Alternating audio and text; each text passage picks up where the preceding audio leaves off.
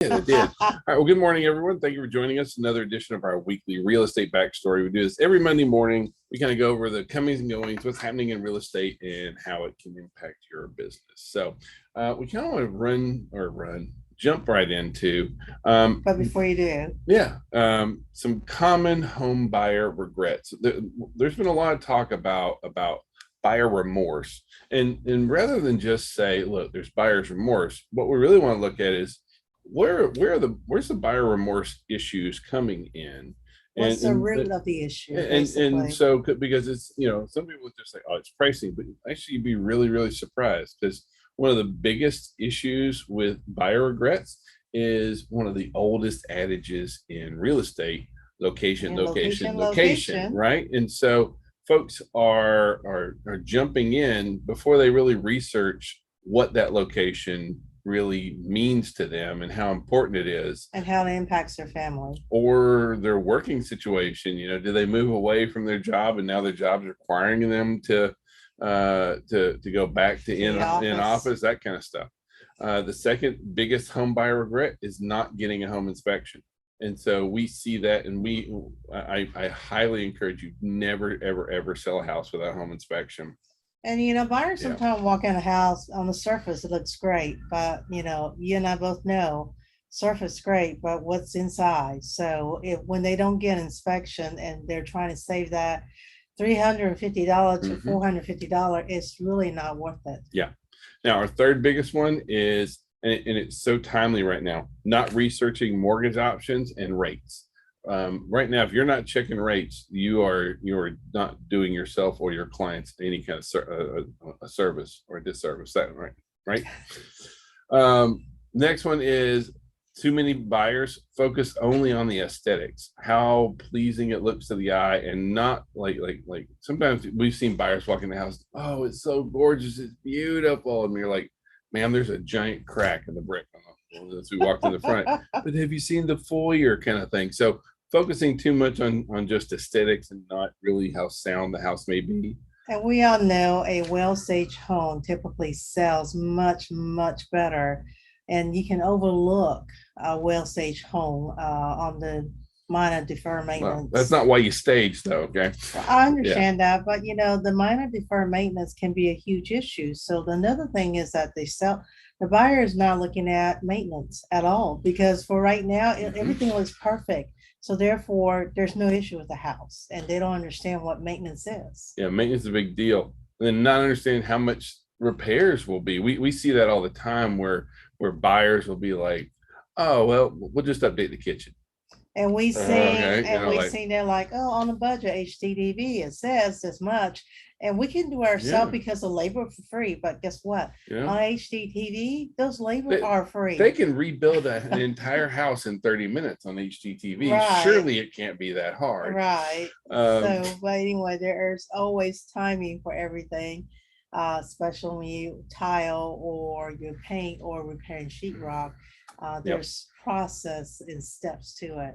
Well, and probably one of the biggest regrets is just that whole FOMO, fear of missing out. Folks will just make a decision on buying because they don't want to miss out. It's emotional versus what is good for the family at the time. Exactly. So there was a new study out. I want to share this one with you here. And so there was a new study out which actually talks about iBuyers. And so overall, a lot of our sellers are skeptical, but still curious. And the reason we want to talk about this is we see that, iBuyers are still in our marketplace. Yeah, we know Zillow backed out and that kind of stuff, but there's still a lot of iBuyers out there. And a lot of our sellers, especially right now, want to know what the deal is. And so I see a lot of agents, and I'm blessed to be able to see a lot of different agents' listings presentations, and a lot of listing presentations don't talk about iBuyers. It's kind of like the elephant that's in the room over there. iBuyer, what's that, kind of thing? And I don't think that that's healthy for us as an industry to kind of act like we don't know what's going on and and it almost seems shady if we don't really address this. So the study it said that 36% of iBuyers are interested but want to know more information. Another third think it's a good option. And then about 25% either don't trust them or don't think it's a good idea.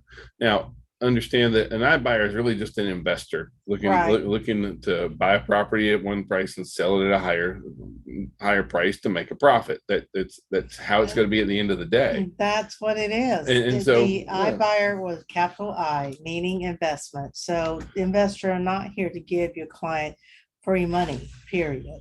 And so can they be right for some buyers and some, I mean, some sellers and some, there's no doubt that that there are times when the iBuyer is the right choice. And so, we had friends that were going through divorce. It just needed to happen now. But, I'm not trying to promote them either.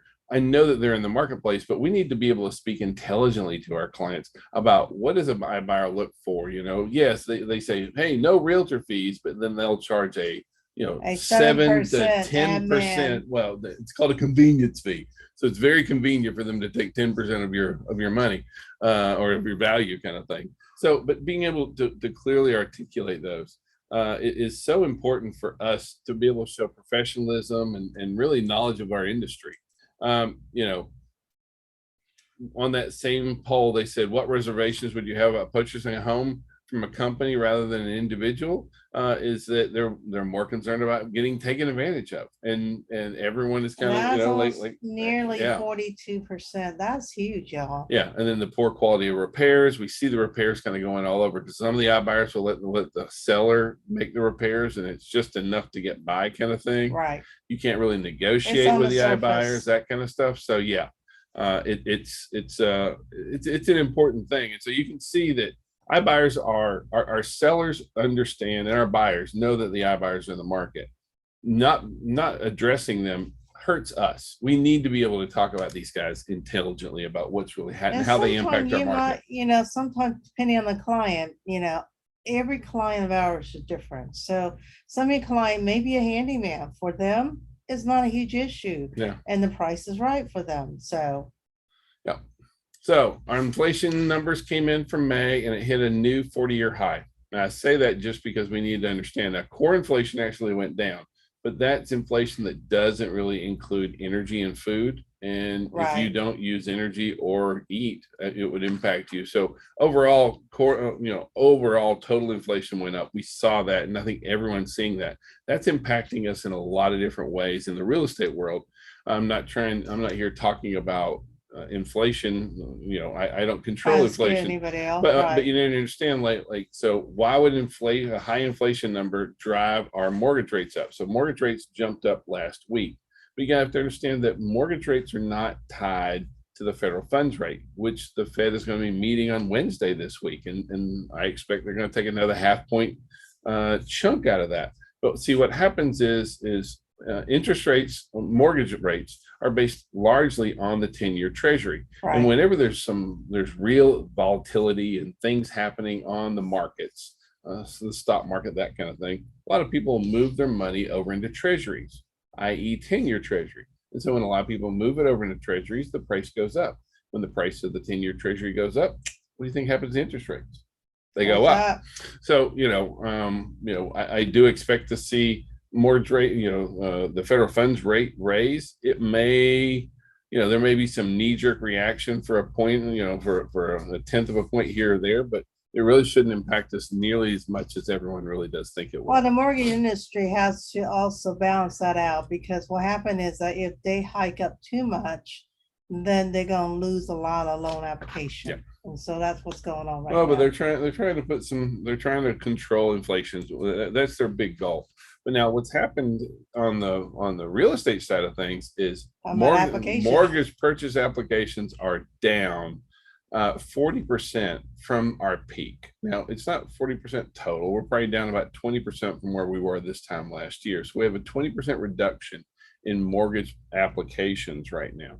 So that means we're only running at 80% demand, or demand right now from where we were. But you can see that coming out of the pandemic, we have dropped as far as a 40% decline in that. So we are seeing less demand right now, and it just really is what it is. You got to understand too, that decline includes refi. Right now, interest rates are high, so nobody's refining as well. No, these are purchase. Are those Yeah, this is purchase? just Oh, purchase wow. index. So yeah. Thank you for clarifying that. So the home buyer mortgage payments are right now 40% year over year. So mortgage payments have been making a really big jump. We've seen that. However, if you look at what's happened here, so this is the average conventional mortgage purchase loan size. And you look at what has really been happening. Well, it sounds different, but we've actually dropped the total mortgage loan size. So to me, that shows that The high end. and what we're really expecting to see a lot more of is a lot more price sensitivity on different price point markets, and you Right. need to be ready for that. Anything under 300 is gonna, It's still golden. yeah, anything under 3 is going to be is still going to have a ton of demand, and we're seeing where people are buying based on payment. And so when the interest rates goes up, what has to go down?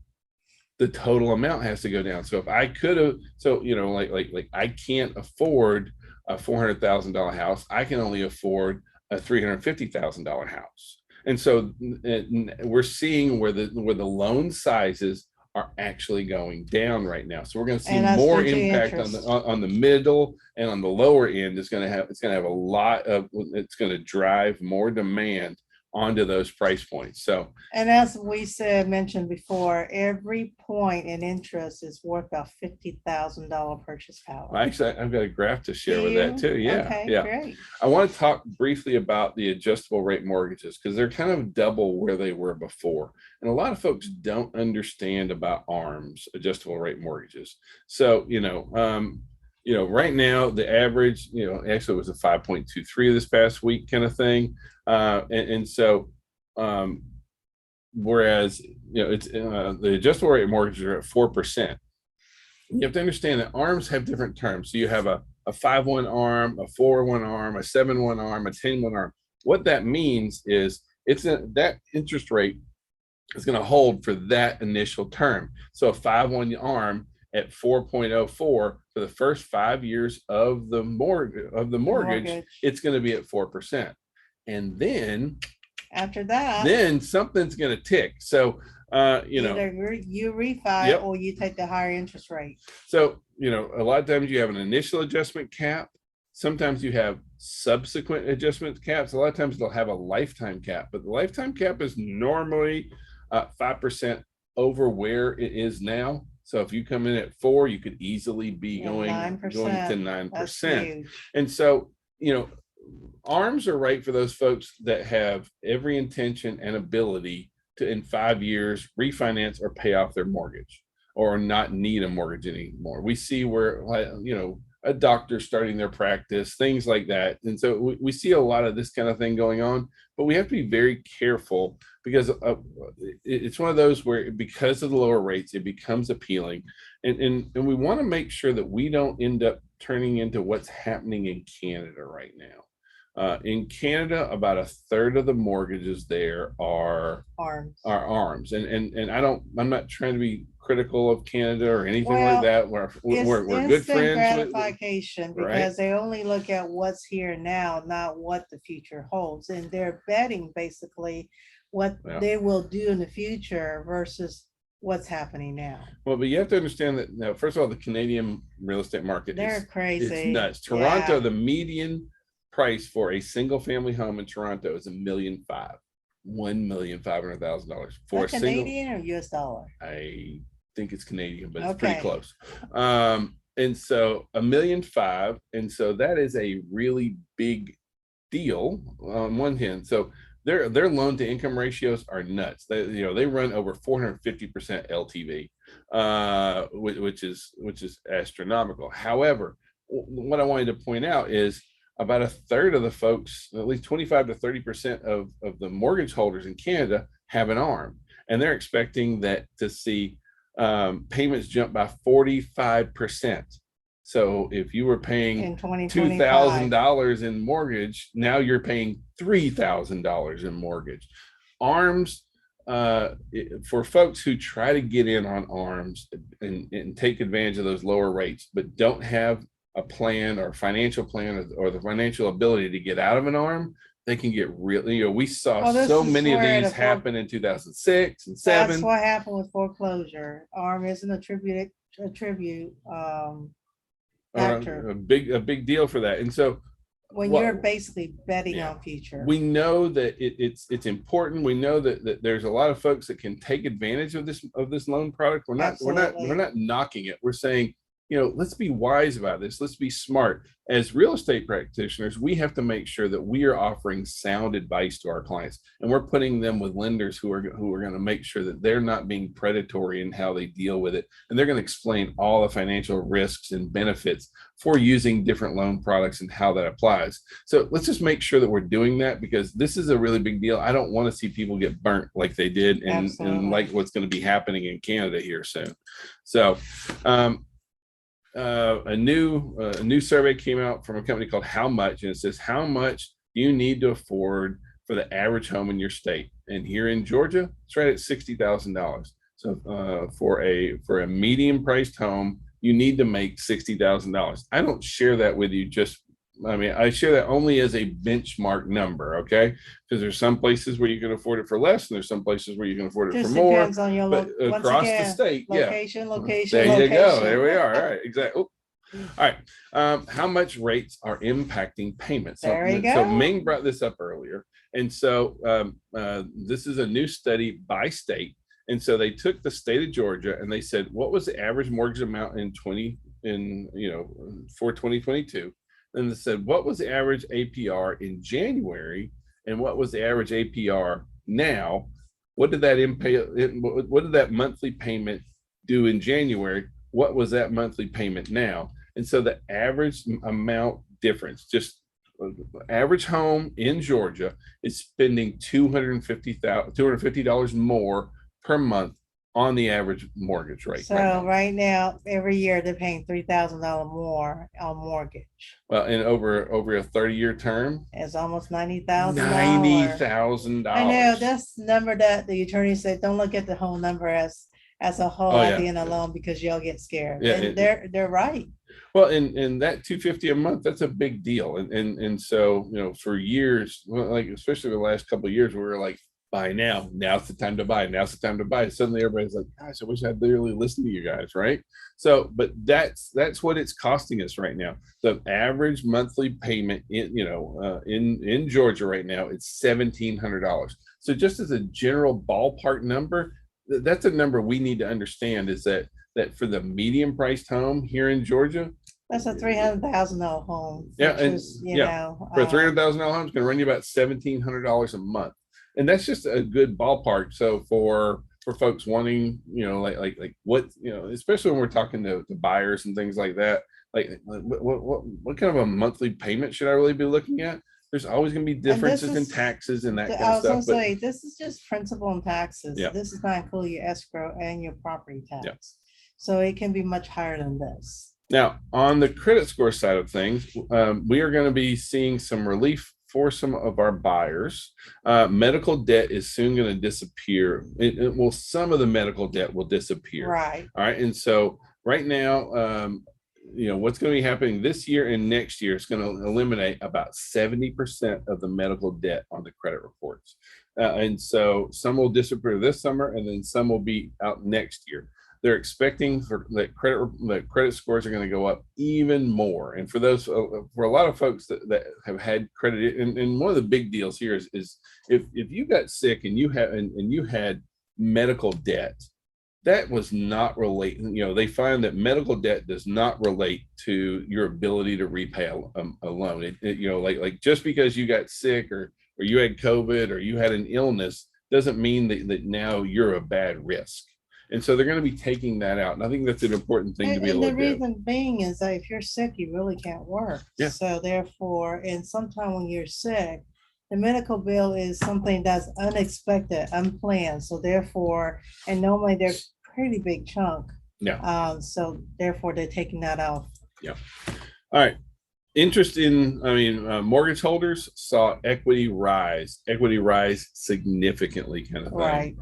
Right. We've seen as a nation, there's a 1.2 trillion gain in tappable income. I'm sorry, tappable equity. And what that means is this is equity above 20% of the property value. So like this is and so right now there is a vast amount of money. Our real estate market, when people say, how's the real estate market? From a healthy market, it is so good right now because there's so much equity tied, and we're looking at prices starting to level off, but we're not seeing prices fall by any means. No. Yeah. Now the average equity gain in Georgia, if you just looked up if you bought a home 12 months ago and you wanted to go get it appraised today, on average in Georgia, that's $63,000. In the last 12 months, your property appreciated by $63,000. You can see this is a whole map for the entire United States. Look at California. They're 90,000 plus. Yeah. Their housing market is already expensive. It was already nuts. Yeah. That and you got that coming out. So, but you can see, yeah. So, but this is kind of it running across the board. You can see that average equity gains, through the Sun Belt it's somewhere in that $50,000 to $90,000 range. Out west, it's $100,000. But the bottom line is when we talk about one of the benefits of home ownership, wealth is tied up in the home ownership. Absolutely. Now you may see that inventory levels are shifting, and so this is a map. It might be a little bit hard to read, but it shows how inventory levels are increasing. Inventory levels are increasing in a lot of places throughout the U.S. And so, but what's kind of been our catchphrase for the day? Location, location, location, right? Absolutely. So how much of inventory levels shifted in, let's say the Atlanta area? Well, in the Atlanta, Sandy Springs area, our inventory, like all the blue areas represent, increases in inventory. In the Atlanta area, we dropped by 1%. So we are not seeing the same level of look what's going on in California, reflecting back. I mean, you can see there's a lot of places in the US that are seeing that are turning blue, showing positives. So we're pretty flat. 1% down is not, that's within a margin of error. But generally speaking, when you compare us to the rest of the world or the rest of the United States, world's not in here. Yeah, we're in really good shape. Now, how much have inventory levels shifted in the past 3 years? Again, this is a map of the United States. In the past 3 years, in the Atlanta Sandy Springs area, that's just our MSA. In the Atlanta area, inventory is down 71.5%. From 2019 to today, we only have 28.5. You're the math whiz. 28.5% of the listings that we had in 2019. So no matter what, we still, yes, we are seeing a decline in purchase applications. We talked about that earlier. However, we are only sitting at 28.5. You're supposed to help me here. At 28.5% of the standing inventory that we had in 2019. And oh, by the way, 2019 was a really good market for us. So, overall, this is new data that came out from National Association of Realtors kind of thing, where we can see total active listings nationwide have been increasing. At the same time, we're still seeing median list prices that are still going up, that kind of stuff. Here in Georgia, our median list price, or in Atlanta, I'm sorry, not Georgia, in Atlanta, is up 10% year over year. And active listings are up for the at the same time, 11% on there. So we are seeing some good numbers starting to come. We are starting to see more new inventory coming on. This is our median sale price. These are switching back over to national numbers. Median sale price coming in at 16% year over year. You can see where we're at for the last 3 years, and that's why that equity number that we talked about earlier really impacts. And that equity number is predominantly by appraisal and the increase in value of your property. Now here's a slide that kind of takes your heart away a little bit. This is pending sales. Pending sales are down about 8%. Now this is what we've kind of been expecting. We've been expecting transactions down about 10% for the year. We've been down at 8% on pending sales. I don't like to see it, but we've been expecting the number of decline. transactions to drop by about up to 10% this year. But if you look at pre-pandemic, we were real, that's a great line. We're still above that. And last year we had a phenomenal year. Just because people were buying second home as well as a low interest rate. So a lot of people were buying a lot of property that they normally would not have to purchase. Yeah. So anyways, but in comparison pre-pandemic, you can see we're still in good shape. But according to last year, we're down slightly. Yeah, that's a great point. Now, what about our active listings for home for sale? The total number of listings. You can see that, yes, our number of listings are increasing, but we are still way below, down. Yeah. Right. And inventory. We're talking about number of units. Yep. And then that being said, over 54% of pending sales are still under contract in 2 weeks. That is still a really good benchmark for you. If you are not under contract in 2 weeks, gosh, what is it, man? Your price too high. So it's just going to be a price. Now. And so if you look at this is the number of homes that have had price decreases. And we're seeing where the folks who came out and tried to shove out a unrealistic list price, they're paying for it. Right now, this is where we sit on, we've had more price reductions than any time since 2019. So we have one group of our sellers that are being very realistic, and they're going to contract within a couple of weeks. We have another group of sellers who's like, I want to push the market, and then it's biting them on the booty, and they're having to go back and drop. And the challenge is when you make price reductions, not only are you making a price reduction, but you tend to end up having to give up on concessions. And so now you're going in and having to, now I got to put a home warranty in. Now I got to do closing costs. I got to do this, that kind of stuff. It put your seller in much weaker position when they should have been on top. Yep. On a word go. All right. Lumber has come down. Yay. Okay, lumber prices fell 7%. They're down 12% this week. And so right now, lumber prices are at 47% of where they were. At one point, they were at $1,700 per thousand board foot. And so they're down around the $600 and something range now. So we're really glad to see lumber going down. There's a lot of mills that are talking about pulling back on production, that kind of stuff. So we're going to see what really happens with lumber. It's coming in. I'm glad to see that. At the same time, we're seeing a lot of big landlords moving into the home building business right now. The number of build to rent new construction neighborhoods is double where it was. And so sometimes you see a new neighborhood coming in and you think, all right, more new inventory. And then you come to find out it's only for lease out there. If you think about it, if your buyer cannot purchase, they have to rent. And that's the bottom line. Yep. So for some of them, because the price they're looking at, they're moving into a home that is not as desirable. And therefore, they don't mind paying a couple $100 more extra a month just to have that newer feeling and newer smell. Yeah. Now, in training this week, we have our sales meeting tomorrow. That's going to be live, all of our offices. And first time we're going to have West Georgia. West Georgia That's will where I'm gonna be tomorrow. There. And then on Wednesday, we have the art of the home inspection. That's going to be at our Airport South office. Please join them because I can tell you guys a lot of time deals, and especially now where seller not make any concession, although I'm seeing some right now. A lot more. But the fact is, as an agent, if you explain to your buyer what these items means with confidence, then you're much better off than for a first-time home buyer that don't understand what inspection means and what have you. So please do join us because inspection always changes. And then I am going to be teaching Thursday. Making money. Real estate, but don't come. And I don't mean that to be mean. I am totally, absolutely sold out. We've been sold out. And virtual?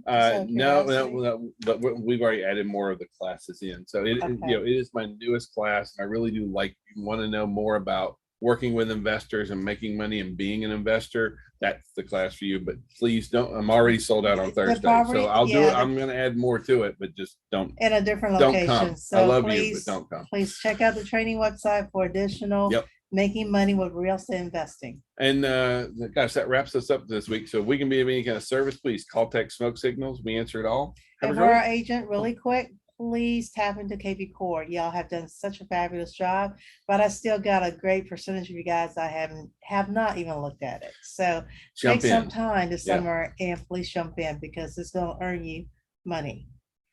All right, thank you all. Happy Monday.